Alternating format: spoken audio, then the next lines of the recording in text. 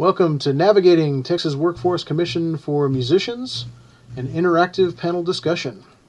Fridays at 1 p.m. Brought to you by the Austin Federation of Musicians and with the Unemployment Compensation Advisory Committee.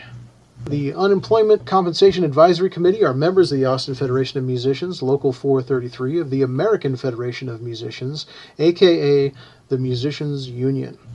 Some of us work as contractor 1099 workers, and others work as employee W-2 workers in various aspects of the music industry. The goal of this session is to share our experiences, including trials and tribulations related to the Texas Workforce Commission, or TWC, with other musicians in the state of Texas to aid in navigating the TWC application process. We are not experts in unemployment assistance. We are musicians. The information contained herein does not constitute either legal advice or an official pronouncement or a position of the Austin Federation of Musicians, but rather is only the personal opinions of the panelists. The panelists do not give legal advice or make official rulings on agency matters, should not be cited as authorities in any matter before the agency or when dealing with agency staff about a case, and must minimize their involvement with administrative processes. They also do not give legal advice on any other matter, and any information they should give should not be used as a basis for taking any employment-related action. Before taking any employment action that could adversely affect an employee, or before using any sample form or policy you may obtain from this group, you should consult a licensed private sector employment law attorney of your choice. All right, welcome back. This is Navigating Texas Workforce Commission for Musicians for October 9th, 2020, a year we will certainly remember. We usually start off with just listing all the websites, but they're all listed at the bottom. If you're just starting this process, check those websites first. They're the most credible ones, especially the TWC one. You don't want to get your information secondhand. So I think we'll stop reading through those, but those ones and whorepresentsme.com are probably the most. Whorepresentsme.capital.texas.gov is probably the most important ones. Joining me this week are Russell and Mark as usual, and then Daisy is also joining us again. We've seen Daisy before, so welcome back. We wanted to just dive in right away. Well, I guess we usually do beverages, so I'm doing coffee like usual. What do you guys got for beverages here? Good old spring water. Spring water? Yep, water. Oh, Mark, you're still muted. I think you said green tea, though. I bet it was green tea. Was it green tea? Green tea in a blue cup. Excellent. A remarkably consistent group we have here. So, yeah. All right, man. Well, so we've been talking about unemployment issues, since May, something like that. But it always seems to overlap with voting issues because there's so many things we need to vote for and so many reasons to vote that are being revealed over and over again. And it's come up several times, the organization voteforward.org, and that originally came from Mark because you were really involved with it. And it turns out Daisy has done some events with them this week as well. So we wanted to have Daisy on so she could tell us about what's been going on with your involvement with that. Oh my gosh, I'm sure Mark knows way more about this than me and probably has a lot more to say. But I forget who first told me about Vote Forward.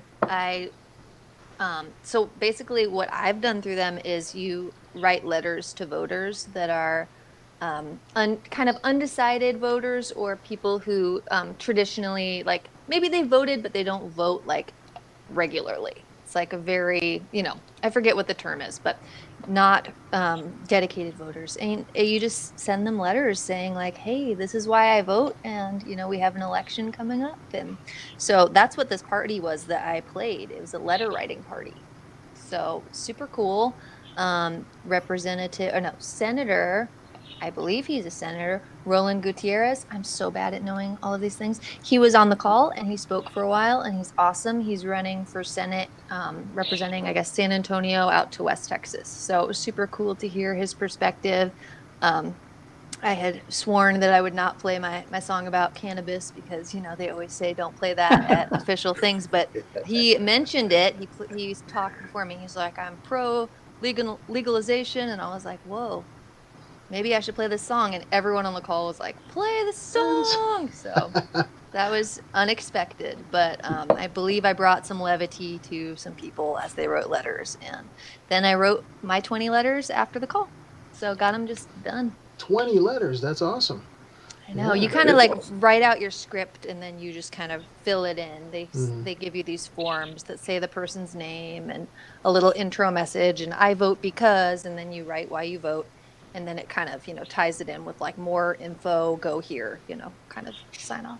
So Cool. super cool what they're doing. I like that it's not partisan, Mhm. super cool to just be like, hey, we're people that think this is important.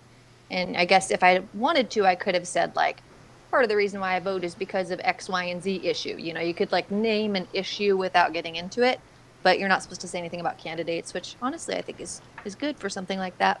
So Yeah, it was cool. are parties, you did not mention parties either. It's like a purely nonpartisan type of thing. I think it's supposed to be purely nonpartisan, which is kind of how I feel. I feel like the issues impact us all and they matter to us all. So in Texas, we have to choose one of two options before we vote in order to vote. But how many people actually identify as a card carrying Democrat or Republican? Possibly a lot of people that vote do not identify with that. So Yeah. so yeah, I thought it was a really cool experience.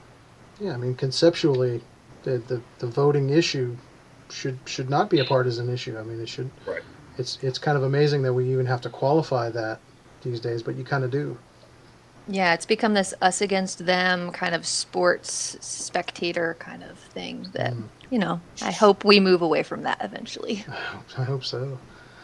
Does that kind of match with your experience, Mark, with Vote Forward, the process? Yeah. Yeah, I'm up. I got 60 letters in the bag, Yeah. Woo! and that's over a couple of months. It takes maybe an hour and a half, hour and a half, maybe 2 hours at the very most to do 20 letters. Yep. I did see something interesting. I don't know, Daisy, if you saw this, but there was some testimonial from somebody, organizer at Vote Forward or something, where they had actually done a study to see in a prior election what the effect of the letters was in various small areas, counties and municipalities and stuff. And they found that there was a noticeable difference.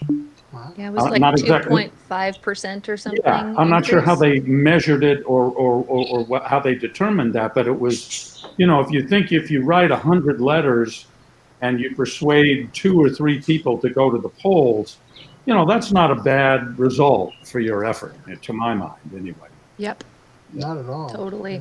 Yeah. And I want to add to that, and by no means wanting to discourage anybody, but I also tried to do the next gen texting thing. Okay. And, I'm not as good a texter as my children. But the problem that I found with that was not so much the technicality of it, but the fact that by the time I got signed up for the 2-hour slot, all the slots had been taken already.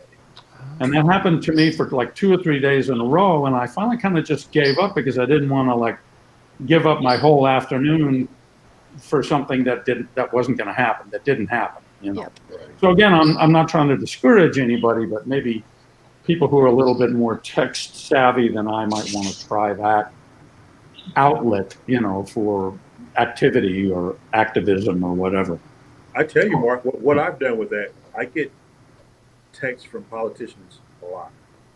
And I made a video of my core issues, and whenever I get a text from them, I attach that video and hit send. Great idea. Yeah. Wow. Those that are interested, they get back with me. Yeah. And those Wow. that are shocked that you're doing that, you never hear from them again. Well, how many of them actually get back to you about it? I've actually gotten quite a few. I've kept track of them. I have, tell you exactly how many. 4. That's pretty cool. We've had dialogue. Oh, That's the whole point, right? Hopefully. Yeah. It's great. Yeah. I wonder, if those campaigns might go on and use part of your video, Russell, at some point. I mean, you can shoot HD video on these phones now. You know, it's like, You sure can, yeah. man, Well, Russell's going to use them when he runs for office. I know that's it. Yeah, Yay. Do it, man. Do it. yeah. You ain't laughing. I had given that some thought, Hmm. I Awesome. imagine. Yeah. but I had thought about city council first. Hmm. Mhm. We need you. That would be awesome. And if I don't crash and burn there, then we'll see what happens. I had thought about that. Yeah, that's awesome, man. Yeah. Oh goodness. Well, all right. So that was awesome to hear about that, Daisy, and yeah, thanks for Yeah, it thanks for was. stepping up. Thanks for doing that. Congratulations on stepping up with that. And oh, I just wanted to mention it's so cool that it was there was a state senator involved, because that's we in the context of this broadcast we've gotten a lot of help from the state senators. You know, in particular Judy Zaffarini. If you live in southeast Austin, and then all the way on down to like Laredo, that's where her district goes. They're so gerrymandered. But Yep. you may have the opportunity to vote for Judy Zaffarini as well as the senator that you were voting with, or you were working with, and yeah. So Yep. goodness. Very big Texas-centric races happening right now. Yep. Right. Yeah. Yep. And that's who's been able to get us help with unemployment. Those state senators, state representatives. You know, our national representatives are important too, but they don't have anything to do with the state systems. You know, that actually administer the unemployment and the relief benefits that we've seen so far. Other than, I guess, the $1,200 stimulus check, right? That came directly from the federal government. Right. But and there's talk Yeah. of that again, maybe. It's back. It's back on the table. I checked before we Mhm. started. Yeah. The president has submitted a counter proposal, and Nancy Pelosi is looking at that as we speak. Yeah. Well, Yeah, isn't it a counter proposal where most of the money goes to the airlines? Oh, sure. That sounds accurate. oh We'll probably man. get this much of it. Well, let's back up in the week actually. So, gosh, what happened? We got like a slew of articles I'm going to link in the in the thing from the Associated Press. And you know, of course, they announced earlier this week that the U.S. unemployment has dropped to 7.9%. But of course, we know that that's because some folks have just dropped out of the unemployment system Right. and aren't actually employed. You know, we know that the unemployment is getting higher in Europe, and it's been reported that Spain and the UK both have big relief programs going out to their businesses. They don't have to close, and they don't have to fire employees. They don't have to lay off employees or furlough them. And of course, we're not seeing that at all in our country yet, unfortunately. And then, but yeah, with regard to our darling president, President Trump, what happened here? So he got the virus last week, went in the hospital, came out, and then what was it, Monday or Tuesday, announced that all talks about relief were off until after the election. Yes. Yes, And- that's what he said. Boom! You know, like everything blew up. The stock market started reacting and dropping and tanking, and of course that's what they really pay attention to. Yikes! So, and then there was the article about the Fed saying the lack of further stimulus imperils the recovery, which of course it does. Especially, you know, even with the airline industry, what they're talking about, if they furlough those people, they have to not work for like 12 months or something before they can be recertified, and all it causes all these ridiculous problems. And then a couple days ago, the about face, and they turned back around, and now he's just trying to save like parts, like his favorite parts of the stimulus thing, like the $1,200 check and the airlines thing, and yeah. So I mean, the president's called on. He says he called on Congress to send him a standalone bill with just those little things that he likes. But of course, the House and the Senate can't agree on those things either.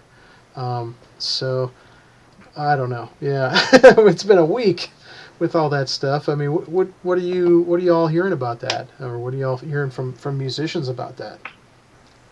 The guys that I talk to are highly agitated because they feel as if this has gone on too long and that they've been kind of brushed aside and that they can't work Mm-hmm. and they don't really have an option to it. There's just no help. Mm-hmm. I think it's like that for a lot of workers. You know, there's no option to get back to work right now. Yeah. Well, I'm not sure I got the number right, but wasn't last week the number of people who filed first time for unemployment 880,000? I think just in 1 week. Wow. That's I mean, you know, if these were even remotely normal times and that many people filed for unemployment in a week, you'd think there was something really dangerously wrong going on. Mm-hmm. Yep. Which of course there is. There is, yeah. Yep. But I mean, that's a lot of people in Yeah. 1 week. Yeah. Whew. It is astounding. Yeah.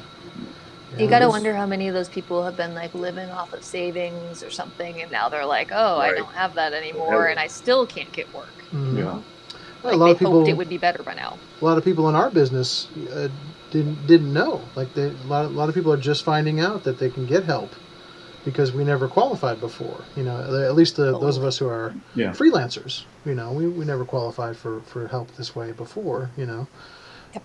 so you know that getting the word out. You know, some folks are just hearing about it. And yeah, like you said, Daisy, they've been getting by as best they can, but they're starting to run out of resources, and winter is coming. And yeah, Yeah, and gigs are not coming back anytime soon. yeah. That's true. Oh man, I guess we should also talk about the what the bars may be opening up next week in Texas. Oh, yeah. There was an announcement from the governor's office. What was it, the 14th? Bars can reopen, but only in counties that opt into the program. Okay. You guys heard about this? Well, it really, from what I read, it depends on the county judges have the last word. Mm-hmm. So the governor has given them authorization. So it's not him who's dropping the hammer. It'll be those guys. Right. Yeah. And so, depending on where you live, depends on if you can get anything in there. And they're still not going to have, the dance floors and that kind of things. So, in terms of bands going in there, highly unlikely. Well, isn't it 50% capacity maximum? Isn't that what Abbott said? I believe that's true. Yeah. Yep. Yeah. So, Yeah. So we don't know. I mean, we know last time they were open, that was the problem, was that they generally didn't follow the recommendations, and right. Well, but if they do, it's a tough way to make a living. It sure is. Yeah. Right. Yep. Yeah. For the bars and the musicians, Yep. for anybody. Absolutely. Yeah, So 50%. Yeah. And there's still that issue about the table service. I mean, the recommendation is still that they do table service with people seated, but that takes a lot more staff. And when they're capped at 50%, can they do it? And yeah. It's such close contact too. It's not like getting a shot. It's like repeatedly checking in Mhm. with the table and a lot of talking. Yep. For extended times, taking Yeah. orders and such. Yep. And then if there's a band playing, people want to talk right in your ear. Let me tell you. They want to spit in your face. Yeah. Oh goodness. Remember that? Remember that? It's been a while. Definitely remember that. Hmm. Yeah. So. Not good. What'd you say, Russell? Said not good. Yeah. Yeah. Yeah. Yeah, it's tough. There's, several bars that are in South Austin that have been open, and you happen to drive by them sometimes, or coffee shops, open air kind of outdoor spaces, and you drive by, you're like, man, it looks like just a normal day there.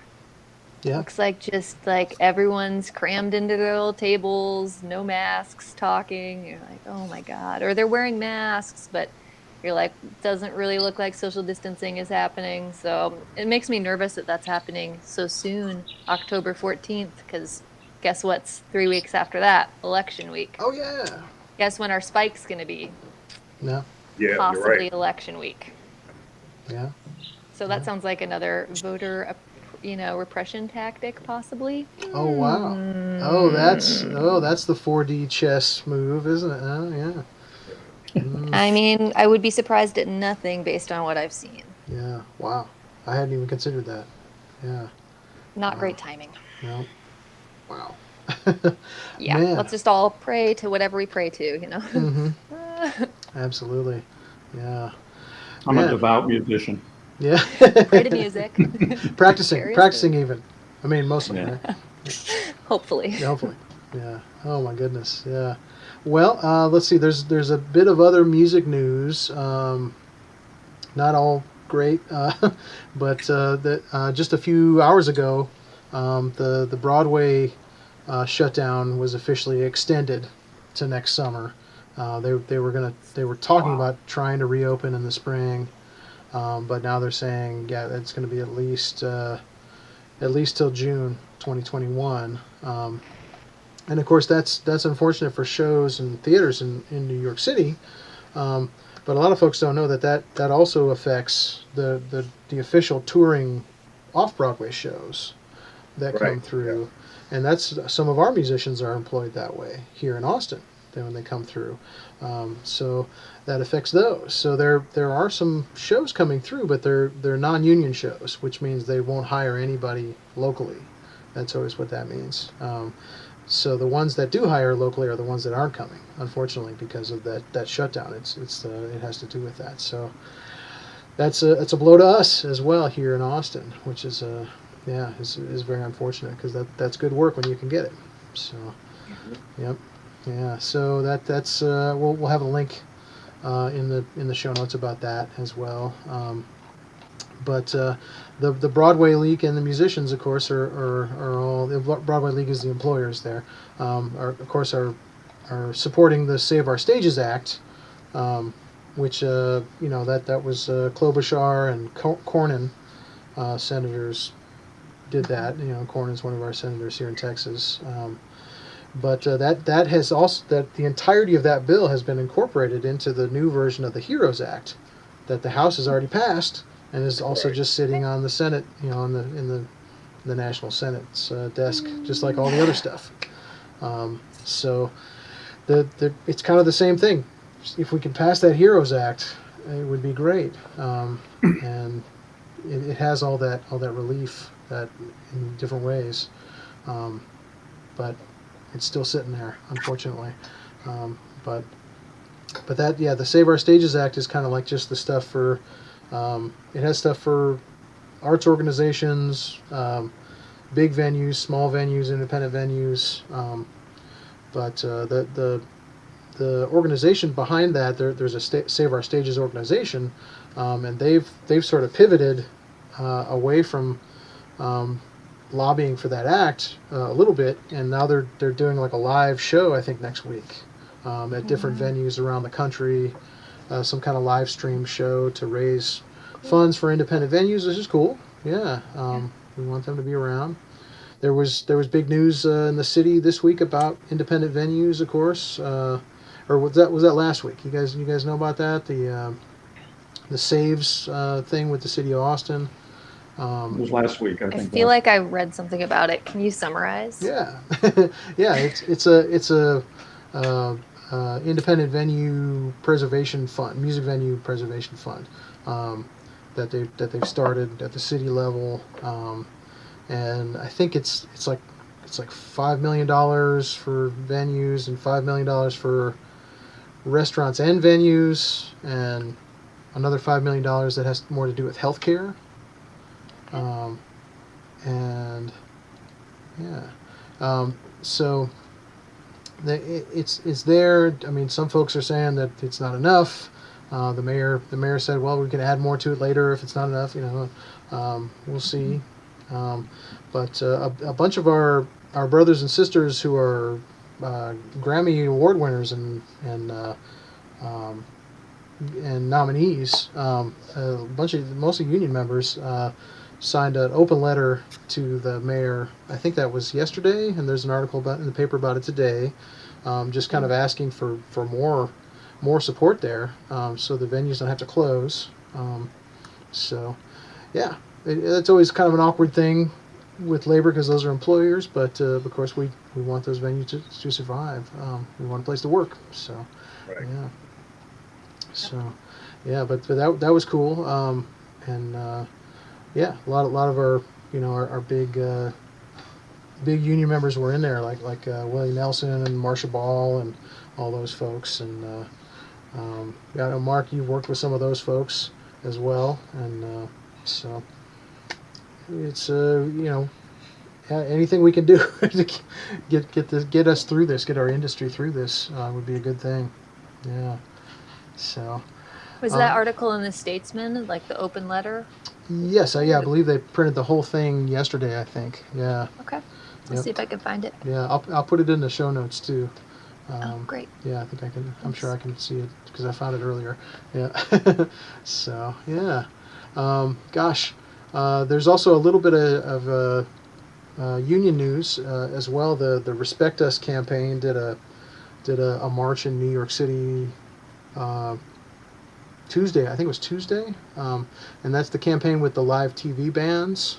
That used to be called Respect the Band. I think it was called Respect the Band a few years ago. The new version is Respect Us, and that's a really cool campaign because those musicians, like on the late shows, whenever those episodes are broadcast on streaming sites, they don't get any residuals from that, and they don't get any health care or pension contributions or anything. Whereas the writers, the actors, the hosts, they get a little residual, from that, and that's becoming more and more important as people Sure. consume media that way more and more and more. So that's a really good thing because all the TV networks have been touting in this year of activism and protest. The networks have all been touting the diversity, the racial diversity of those bands on the Late Show specifically, saying how diverse they are. Look at this is great, And so they're saying, hey, yeah, is that why y'all don't pay us enough? Like what, And it's a fair question. Show me the money. Yes. Right. Exactly. Yes, and they've been excluded from those things for years. So it's time to get in there. So that's a big thing. When you see that Respect Us thing, that's a very good campaign to support. Because those musicians need to be included in that income. It's huge. So yeah, and they're amazing musicians too. Those bands are great. And they are Oh great. my God, So- they're so good. Yeah. So yeah. All right. Well, let's see. Are there any other stories that fell through the cracks here, folks? Just wanted to mention one other little thing, or it's not going to be so little, but I read yesterday that 50% of Americans would not take the vaccine. Oh wow! Like if offered or something? Yeah. Wow. I mean, that's now. Maybe Yeah. that'll change in 2 months or 6 months or whatever. But I think it'll change as soon as there's a reputable vaccine being offered.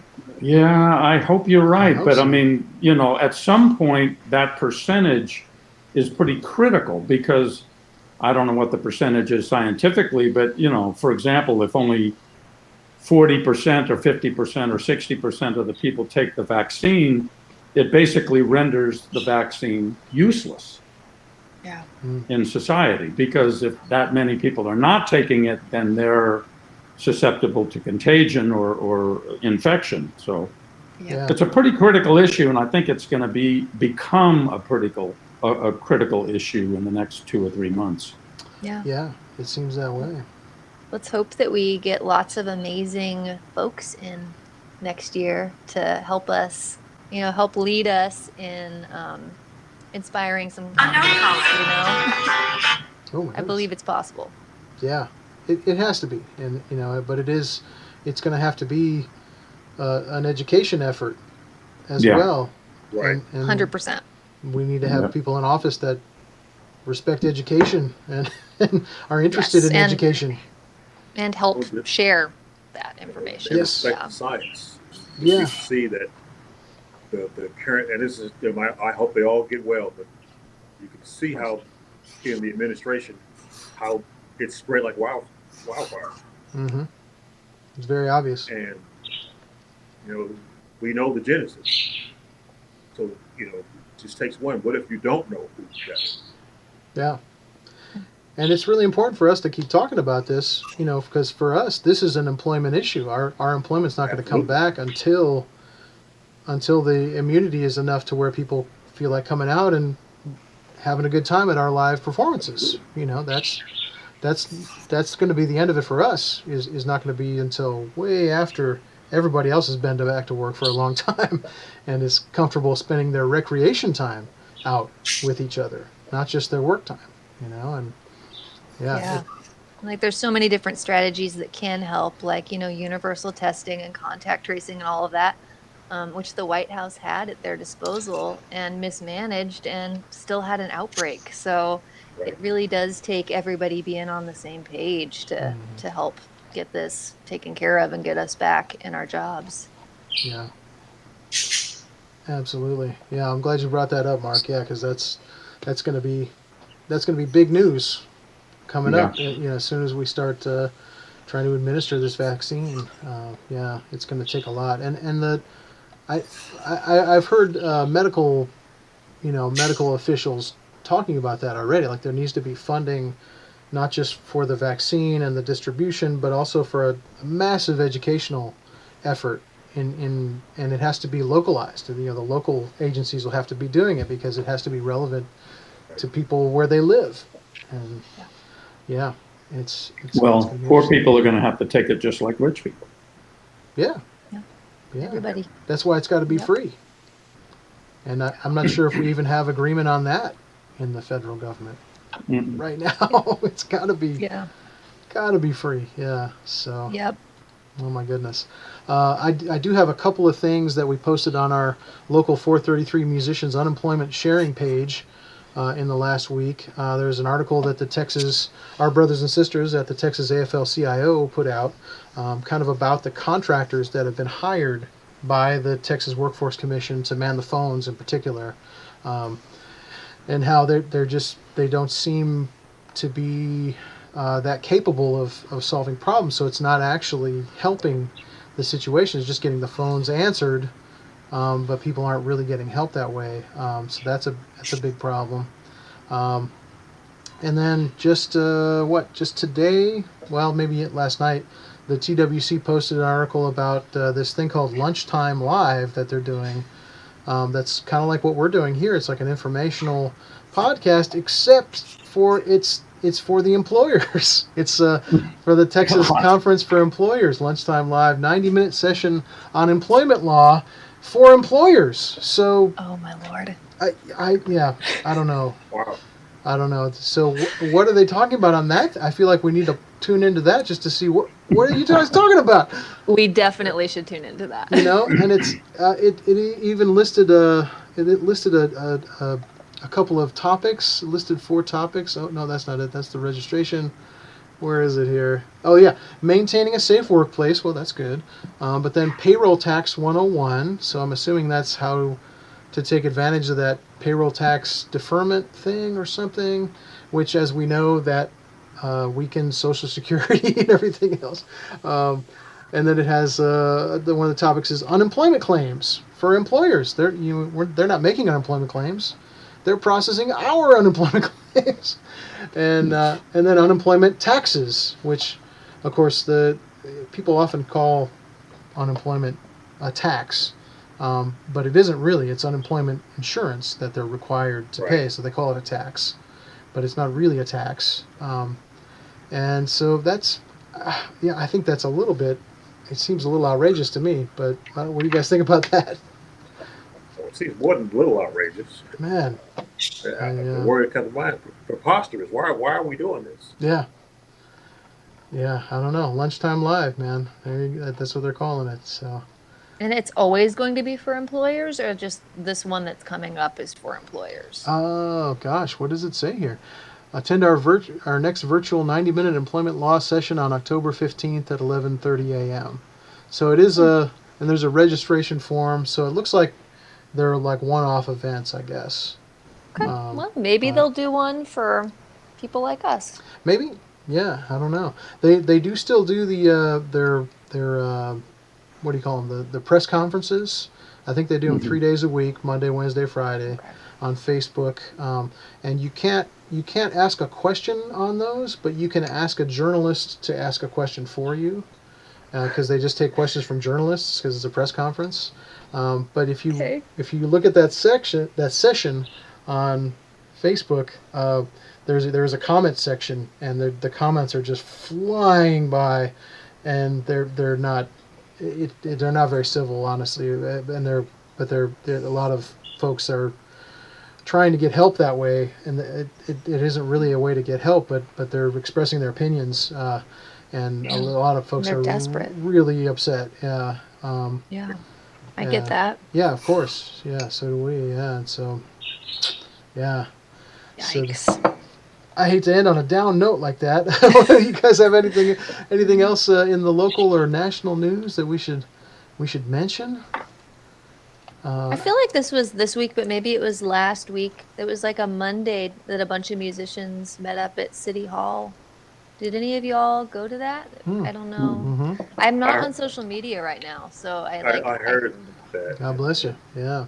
They went up there and they just didn't play. Yeah, they brought Solid. instruments and Okay. didn't play. Yeah. Yeah, and there were several union members involved in that. Yeah, as Cool. well. Yep. I saw Yeah. a picture and I was like, oh, that looks cool. I don't go to anything in public spaces right now, but I love that they did that.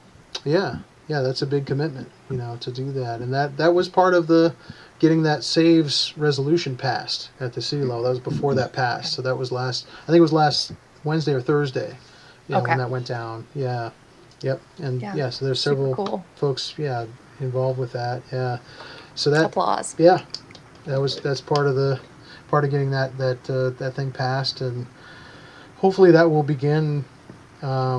Helping some of these venues to not close locally, and yeah, and then maybe some of them can open to some degree next week and make some money. I don't know. Some of them have said they won't do it anyway. Yeah. Right. So we'll see. I don't know, but yeah. Well, anyway, did anybody have anything else for this week? I think that's all. I'm good. Yeah. I think I got it all covered. Thank Yep, you all. thank you. Thank you all for joining us. Of course, if you the viewer, are in the music industry, please don't give up, and stay in the music industry. We can get through this together by sharing information and with solidarity. And Yes. we will see you next week. Thank you, Russell, Mark, and Daisy. We'll see you all next week. Thanks, y'all. Bye bye. Guys. Bye. Bye-bye.